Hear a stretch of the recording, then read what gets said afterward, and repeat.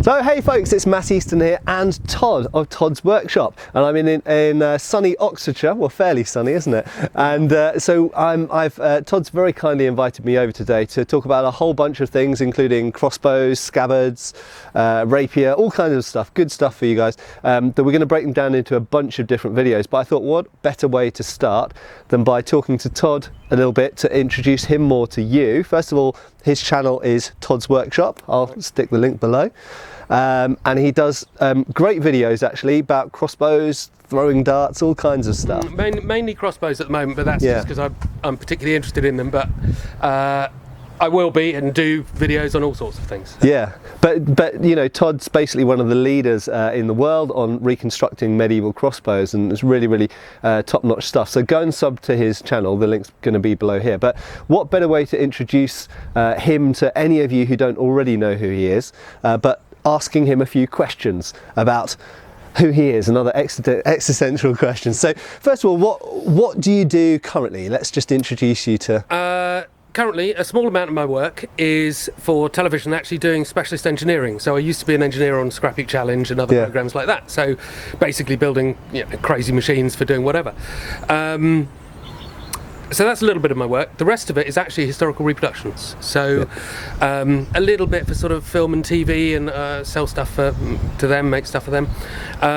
But mainly it's to collectors and to reenactors, HEMA practitioners and so on. So it's really as accurate as I can do it at a reasonable price, historical reproductions of all sorts of weaponry, really. And so what initially got you into, and when did you get into making historical replicas, and why? Well, back in the dim and distant, maybe about 25 years ago, I started reenacting and doing Tudor stuff here in the UK. And there was only one supplier of knives, and I couldn't afford his stuff. So I did special effects at the time. Right. So I worked in a workshop with all the machines that I could want and all the expertise and people who know how to do everything, really. Yeah. And so I just started making my own stuff, and then friends would ask me to do things, and so it went. And then about 15 years ago, I mainly knocked special effects on the head and just came out to Oxfordshire and started making stuff. Yeah, and I think for a long time when I was first introduced to your work, it was mostly your knives and daggers were the main focus, I think, weren't they initially? Yes, they were. I mean, that's where I all began. And then I suppose, probably about 15 years ago now, I made a crossbow. And it was amazingly hideous, and one of the reasons was I didn't bother looking at anything in a museum. Right. So I just thought, oh, this is how they did it, out of my head. It didn't work. Which, frankly, is what most people making historical replicas for a long period of time did. I think and the same was true of swords and everything else. They just they thought they knew what something was like, and that's why we had lots of overweight swords and all this kind of stuff. That's actually a particular pet hate of mine, is that you'll see a dagger, and the handle will be, like this long, 6 inches, 150 mil long. Yeah. And actually, you go to a museum, and the handles are like this. Yeah. And so the thing is, they see the picture and they scale it, and so you end up with a quilling dagger this big. And it's just... And the same is true of things like distal taper with swords. For a long time, people were making replicas that look fine, they look like the picture, but you pick them up and they feel like a crowbar, because of course they're missing that nuance of the form of the thing. Yeah, absolutely. I mean, we were just talking about a Swiss Saber blade actually before we started the filming here. Yeah. And that's the famous Swiss Saber from the Wallace collection that everybody loves. Yeah, and everybody would like one. And Todd's making one. Yeah, well, I'm making one. And if you want one, then contact him. Indeed. But actually, I went to see Toby Catwell at the Wallace, and he's asked me to take the one that I've made in, so we can put them side by side. Oh, fantastic! I know, that's a pant-filling moment. I mean, that's going to be so scary. Yeah. Putting the two side by side. But anyway, the point of that was that the blade starts at 9 mil thick, so 3/8 of an inch thick, right at the hilt. Yeah. And within 6 inches, 150 mil, it has gone down to 6 millimeters, 1/4 of an inch. So the initial distal taper is just enormous. And it is that sort of thing in swords and daggers, actually, that you really need to pay attention to, and you just don't really get that from a picture. And I think in the past as well, that's not the sort of thing that people paid attention to. Yeah, it's funny because those statistics, and you were showing them to me before we started filming, actually matched quite closely the type of distal taper you see in 19th century military swords, like the 1796 light cavalry saber. Very similar. They usually start off about 9 mil, even 10 mil thick at the base, and then very rapidly go down, and then it's more of a linear taper, and they end up about 2 mil thick at the foible. And you know, a lot of replicas being made, kind of off-the-shelf replicas of those types of swords, they just don't feel right in the hand because they don't have enough width at the base of the blade, and they've got too much thickness at the end of the blade, and as a result the inertia is different and they just feel very different in the hand.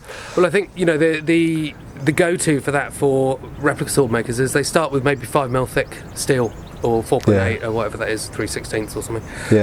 And that's the standard where they sort of start at the guard, which is actually, it's fine if you're doing something like a Viking blade. A broad, you're there. Or a messer. As soon as you get into a long sword, well, no, even messers actually, they bulk up near the hilt. That's true. So, you know, something like a long sword, you need more body. Messer, you need more body. Saber, you need more body up near the hilt. But and you know, 5mm just not enough, and that is the standard one. So you look at it and you go, oh, that's lovely, and you pick it up and it's just all wrong. And so, you know, I think getting hands-on for the original artifacts and trying to be faithful to those, since I got into, well, since I was, I suppose, a teenager and I was starting to actually get out and see replica work, and, you know, like you say, you started, what, 20 years ago or something, the quality, the average quality has gone up across the board hugely, I think. You know, if you want a replica dagger or a replica sword now, what's available is vastly better than what was available 20 years ago, which is fantastic. There was virtually nothing. I mean, there was a guy in the UK called Bodger who sort of started back in the 60s, and he made some quite nice stuff. It wasn't amazing, but it was quite good. But beyond him, there was basically nothing. There was probably some guys in the States, but I didn't know about them because there wasn't the internet back then. And the same's true in the armour world as well, as armour's got, you know, exponentially better in recent years because of the full contact jousting and everything else. So coming back to your work, particularly, I wanted to ask, particularly knives and daggers, why did you particularly start with knives and daggers in the first place? Was it size or? I actually started with eating knives, is what I wanted. Because I didn't do sort of military reenactment, I did the social side. So actually I just wanted a knife to cut my meat. And that's easy, you know, that's an easy way to start. And then a friend of mine made a bollock dagger, and he actually bought the blade, but the rest of it he did, and it was like, bloody hell, that's really cool. And immediately, it's a stupid thing in life, the penny just went, oh, I could do that, you know, and so I did. And the first daggers I made were hideous, and then they gently got better, and so now, you know, I feel that they're quite good. But what I actually like about daggers, and actually Roundel daggers in particular, is, you know, we all have things. If you're a maker, you understand what makes people tick when they make things, and for me, certain objects just work with the way I work and work with the way I think, and I happen to love Roundel daggers because I like the interest in the blade. It's usually often quite complex. There's lots of decoration and potential in the hilt. The way the hilts are constructed is often quite different and quite complicated. And then the scabbard is almost like a blank canvas anyway, and then I particularly love doing the metalwork on scabbards. So a Roundel, for instance, has all of that. Anyway, so yeah, daggers just speak to me, and I think I can do them fairly quickly compared to a sword. You know, so a sword, you're labouring the same work for days on end, and a dagger actually is much shorter period. So for me, I like it. Emotionally, it works. Suits my skill set. With Roundel daggers as well, the construction in them is, as you say, it's sometimes quite complex, and the hilts, just looking at the hilts for a second, one of the things that surprised me when I started looking at originals in museums is how often the roundels are hollow. Or at least filled in some cases with organic material of some kind. And, you know, again, it's one of these things. In the early days, a lot of replicas of them, they just went, oh, those are solid metal discs, that's how we'll make them. And as a result, they're much heavier than the originals. Can I just grab a prop? Yeah, absolutely. So tell us about these. Well, basically, it's as we were discussing with the hilt weight. Again, you look at the Roundels on here. This is actually one of my Todd Cutler offerings. But you look at the Roundels on there, and you would think that they're solid. And you look at it and you think, well, that's all right. And actually, perhaps you can't even really feel it. I mean, it hasn't got a hell of a lot of bulk. But the thing is, if they were solid, you'd put the knife in the scabbard and it would just tip upside down every time. And so they need to be, for it to be right, they need to be hollow. So those are two beaten shells which are then brazed around the seam. It also hugely changes the point of balance as well. I mean, I personally, I don't like it when knives are too back-weighted because you lose the feeling in the blade, the sensitivity of using the blade. And so actually I often find with knives or daggers of any kind, I want the point of balance to be, you know, a reasonable distance away from the hand. And some replicas, particularly of things like main gauches and things like that, the hilts are so heavy, you pick it up and it just feels like you're holding a hilt and you can't feel the blade at all. Well, part of that as well is that modern reproductions often make the handle too long. And so the fact that the pommel is actually, you know, your little finger is on the pommel is kind of fine for something like a quillet dagger. That's just the way they were. Because as soon as you move that pommel further back, you're changing the moment of inertia of the whole knife as well as the balance. So it's not just increasing the weight, it's changing the way that the knife works. Absolutely, So it needs those hollow rondels really to be right. And then, I mean, this is another prime example, the other sort of standard way, is that, yes, you've got an organic material here. So you've got a nice big bulky rondel and Should we just show those to the camera? So it looks good, it's fashionable, it's all the things you want. So you've essentially got brass disc, wooden disc, brass disc. Todd and I next moved on to talking about crossbows and how he got into that, and also the sort of existing traditions of crossbow making and crossbow competitions that still exist in Italy. Italy, certainly also in the reenactment movement, is quite big news. And there's a lot that goes on there, but I think there's no sort of large scale makers like I did, but I'm sure there's some smaller guys. Yes, the whole crossbow competition is part of their sort of, I don't know what they call it actually, but it's sort of the medieval festival thing they do in their towns. I think in Genoa or and a few other places, I'm sure. So there must be somebody doing them. But they're not, the costumes are medieval, but the bows are not really. Right, okay. It's not something I've looked into, but I wondered if... They're much later, really, sort of... I kind of hoped they had this continuous tradition of traditional crossbow making, but unfortunately not. Not quite.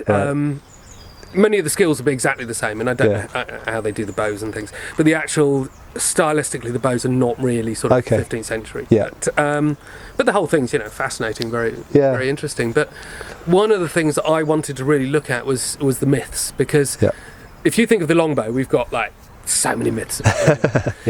But actually, there's a lot of longbows out there, and we can debunk those myths, or we can reinforce those myths. So things like armour penetration, we can go and do the test. But actually, nobody was making crossbows, and there was a lot of stuff that was written about it, and I just didn't know what was true and what wasn't. And so, for instance, the little assassin's bow. Yes. Is it an assassin's bow? I don't know. Let's make one. And no, is the answer. Toy? Yeah. Is that the one with the screw kind of loading system? So I've got to do another one of those soon, actually. So I'll do another video on that, a better one. But so many things like that. You know, you read it, it's an assassin's bow. Well, that's fact, isn't it? Well, no, it's not. You know, and a lot of the work on crossbows I did was just to really find out. Just as a slight divergence, it would seem for an assassin an extremely risky way of trying to kill your victim, because I would imagine that just poisoning their drink or stabbing them with a dagger would be probably have a much larger chance of success than trying to shoot them with a tiny crossbow. The other thing, I mean, where I actually began, you're completely right, but where I actually began on that whole logic thing was the supplier. Because if you are sitting there in Venice and you go, right, I'm going to go buy myself an assassin's bow, well, how many crossbow makers in the city are there that can make you one? How many jewellers are there? Because they were always beautifully gilded and engraved, almost always. How many jewellers are going to be able to do all that work for you and keep it secret or whatever? So the bottom line, somebody gets shot with an assassin's bow. I'll need 3 seconds to go find the jeweller who probably did the work, and 3 seconds to find the crossbow maker who probably did the work. Give them quick torture, find out who did shoot it. You know, it's just a nonsensical thing. And the very large chance of survival from being shot by such a small bow, because presumably the damage, the penetration you're going to get from such a small bow is. Well, I tell you now. No, I shot it through 4 inches clean of foam. Okay. Like mattress foam. Okay, Okay, so it would definitely stick into someone, but no, it's I can't remember now. It's a while since I made one. It was something like, sorry, I was being sarcastic there, but it was something like 3mm hardboard. It will penetrate. Right. Okay. Yeah. So yes, it will go in, but if it went into you more than a centimetre, I'd be quite surprised. More a kind of, ow, why did you do that? Yeah, kind yeah. of, rather than, oh, I've been slain. Yeah, very much. Yeah, okay. And so what are the main, I know that there's, so power stroke, I know is one of the big things that you discovered looking at modern crossbows compared to medieval crossbows that was very different, Yeah. was that medieval bows aren't drawn back as far, but I'll let you talk about that. What, together with that and other things, what were the main things that you discovered about medieval crossbows that maybe you weren't aware of before?